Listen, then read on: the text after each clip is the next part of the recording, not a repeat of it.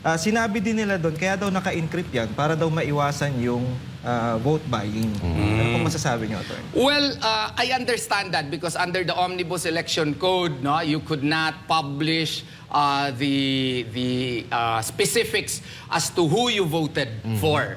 Okay, but there are ways naman na they should understand that what if pala you will make it you will issue a resolution. Okay, so that you will feel confident. You have the right to take a picture of it, but you are prohibited from showing it to anyone. If there is evidence that will be presented, showing and proving that you presented it to another person, then you can be made liable. O yun, that solves the process. That solves the fear that ano yan, na election offense yan. No? So, kung dinaan nga ito sa klarong konsultasyon, siguro na didiscuss po ito.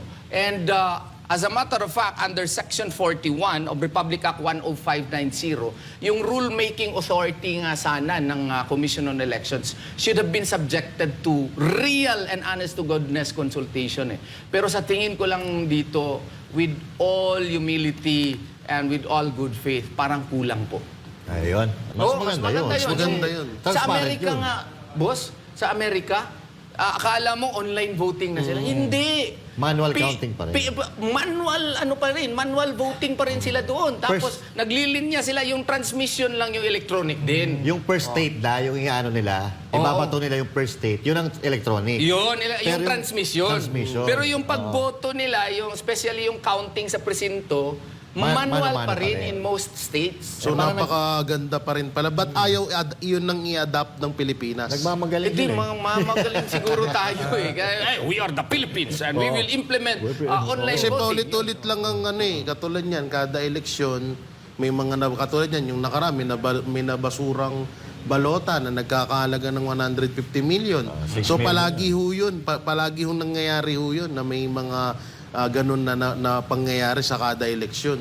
So kung maganda naman pala, yung katulad ng manual, katulad sa Amerika, ba't ayaw gayahin natin dito? Ba't kailangan pa natin mag-upgrade, tapos nagkakaleche-leche lang din naman pala yung kinakainat na ng butuan? Kaya nga, yan nga ang punto ko kasi dapat may transparency at saka may voter confidence sana, no? Yung electoral process natin. And dito parang nawawala. May iba na magdi-decide na hindi na lang daw sila boboto. Pero we are harking upon them to change their mind. No? Dapat magboto talaga sila. Marami malaginip na Torny.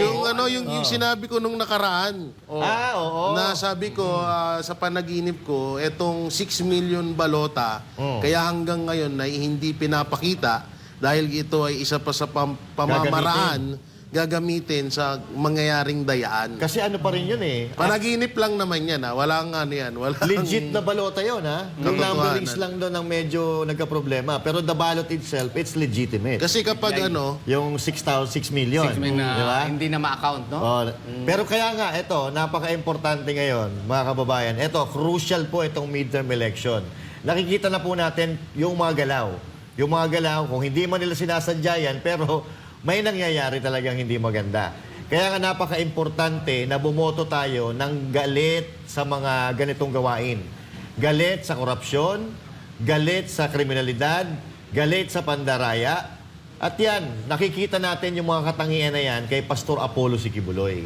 Nakikita natin yan sa PDP laban dahil itong mga ito tatak Duterte ito. Hindi ito gagawa ng ikagagalit ng boss nilang si Pangulong Duterte. Kaya, it's now or never.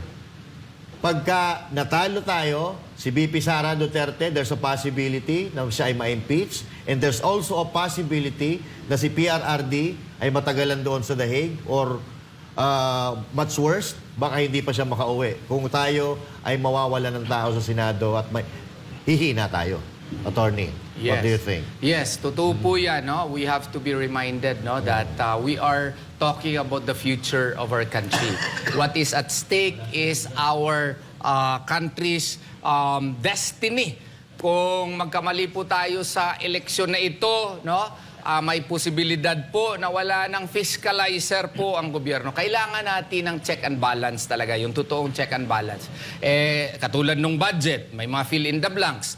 Kailangan yun kung ang Senado ay mga PDP laban members po, sigurado doon pa lang sa discussion, no? Mapo-point out na yun. And mayroon tayong upcoming na impeachment trial against kay VP Sara. So kailangan na yung mga miyembro sa Senado na pipiliin natin ay sigurado tayo hindi babaliktad.